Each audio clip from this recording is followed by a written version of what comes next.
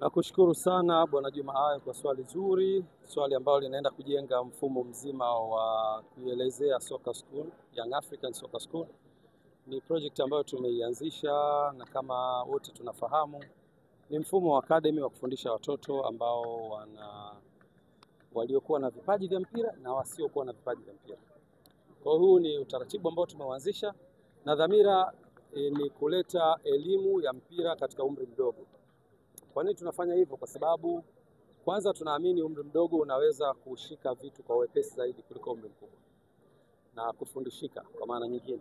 Lakini la pili ni kwamba nafasi ya kucheza kwa maana ya umri wa binadamu wa kucheza mpira unaisha haraka sana, tofauti na professionals nyingine. Miaka 30 kwenye mpira unaitwa mzee. Ukifika 35 watu wanakuuliza una staff lini. Kwa hiyo kupitia hapo tukaona ni muhimu tukaleta elimu ya mpira katika umri mdogo mapema zaidi, ili kutoa fursa kwa wale ambao Mwenyezi Mungu atakuwa amewabariki kipaji na wakaweza kujiendeleza kwa maana ya kujifunza, basi watumikie hii tasnia kwa muda mrefu. Kwa hiyo tumeanzisha under 11 ambayo itachukua na miaka 10, 9, 8, 7. Kutakuwa kuna under 13 ambayo itakuwa na miaka 12, 11. Kutakuwa kuna under 15 ambayo ina miaka 14, 13. Na wote tunafahamu Young Africans ina under 17 tayari ambayo inashiriki kwenye mashindano. Na kuna under 20 ambayo pia inashiriki kwenye mashindano. Kwa hiyo tutakuwa tumekava ili daraja la kutoka mtoto mdogo ambaye anakuja kwa ajili ya kujifurahisha mpaka kufika professional, kwa maana kufika miaka 20. Tunaamini kabisa career yake itakuwa imeshampa picha na kwamba anaweza kuendelea na mpira au akaacha. Kwa hiyo tumeleta hii taaluma mapema, na taaluma hii inajengwa katika misingi ya curriculum sahihi. Tulimleta technical director kama mnakumbuka, Paul Matthew kutoka South Africa, na task ambayo nilimpia ni kuandaa mfumo wa namna hii ambao umeletwa kwangu na kwa Excom. Tumeupitia, tumeutazama na kubadilisha kwenye yale maeneo ambayo tulikuwa tunaona yanaendana na mazingira yetu na kuja sasa na mfumo ambao umekamilika. Kwa hiyo hiki ni kituo cha kwanza ambacho tunakianzisha hapa maeneo ya Upanga, lakini dhamira yetu ni kusambaa katika viunga vya Dar es Salaam, lakini baadaye pia kwenda mpaka mikoani na kuikava Tanzania yetu. Nchi yetu ina watu zaidi ya milioni 61. Tunasema youth ni idadi kubwa ya zaidi ya 50-60, na hawa watoto ni asilimia nyingi zaidi, na hawa watoto wanahitaji kupata elimu hii ili waweze kufanya maamuzi sahihi, aidha kuendelea na mpira au kuendelea na mambo mengine related to football, bila kuisahau tasnia ya kwetu yenyewe ya mpira. Kwa hiyo tumeanza kituo hiki, thamani yake nafikiri imetangazwa. Mtoto atakayetumikia center hii atalipa shilingi 400,000 kwa mwezi, lakini kutoka kuna initial payment kwa ajili ya kupata vifaa. Kama mmeona hapa watoto wote, kuna watoto wamevaa green, utaiona full, kuna watoto wamevaa jezi za njano kwa ukamilifu wake, kuna watoto wamevaa jezi nyeusi. Kwa hiyo mtoto mmoja atapata seti zote 3, na seti hizo zitamfanyia aendelee kutumikia, kufanya mazoezi kwenye timu na kufanya training na kucheza pia mechi za kirafiki. President, naimalizia hapo kwenye swala la bei.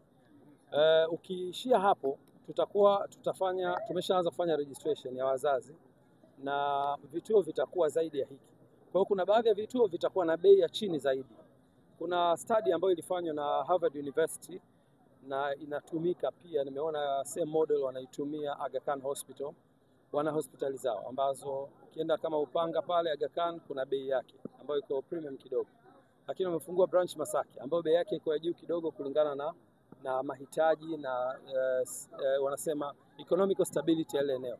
Lakini hao Aga Khan wana branch maeneo mengine kama Tandale, maeneo kama Tandika. Ukienda kule bei zake zinakuwa chini kidogo kulingana na maisha ya watu wa huko. Kwa hiyo pia Yanga Soccer School itakwenda na huo mfumo. Kuna baadhi ya maeneo bei zetu zitakuwa chini kidogo kwa ajili ya kukidhi mahitaji ya wahusika ambao tunawahudumia na kutazama zaidi economical scale yao. Na maeneo ya juu bei yao itakuwa juu. Na wote mnajua Upanga kidogo maisha yake sio ya chini wala sio ya chini sana. Kwa hiyo ni watu kuanzia middle class na kwenda juu. Kwa hiyo hapa ndio maana bei hiyo imekuwa hivyo. Na tunataka pia watu wapate huduma sahihi, kuleta walimu wazuri, infrastructure nzuri kama hizi, lakini pia vifaa ambavyo mnaviona hapa. Watoto wakija, kila mtoto atakuwa na mipira yake. Sharing itakuwa hakuna unless watakuwa wanafanya drills za pamoja.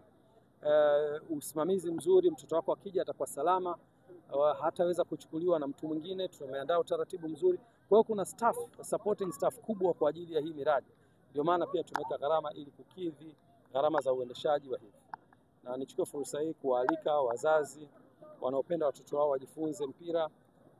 Tunawakaribisha, mfumo umetangazwa, wapite kwenye social media za Yanga, lakini pia kuna physical registration ya hapa kituoni. Ukija hapa unaweza kusajiliwa, ukalipa ada, mtoto wako akapewa vifaa, immediately anaanza. Na hii sasa hivi tumeshaanza, tunatarajia kutokana na usajili tutafungua pia vituo vingi zaidi. Nashukuru. President, tunaona hii sio mara ya kwanza kwa labda kwa nini Pitso ndo anakuwa anafika sana katika timu yenu na katika kwa nini Pitso? Umeuliza swali zuri, na Pitso ni sisi tunamwita na yeye anaitwa hivyo, the son of Africa. Ni kwanza mmoja katika makocha bora tuliowahi kuwashuhudia wanaotoka Afrika na wakaihudumia Afrika. Hakuna kocha mwenye mafanikio Mwafrika anayemzidi Pitso Mosimane. Najua wenyewe ni waandishi, mnaweza kufanya research yake. Ana CAF Champions League 3 katika mikono yake, si ndivyo? Ana bronze medal 2 za Club World Cup. Huyu ni namba 1 coach in terms of success. Turnaround ya maisha yake, ukija kwenye football amecheza, mmemsikia pale, amecheza Jomo Cosmo, amecheza vilabu vikubwa South Africa.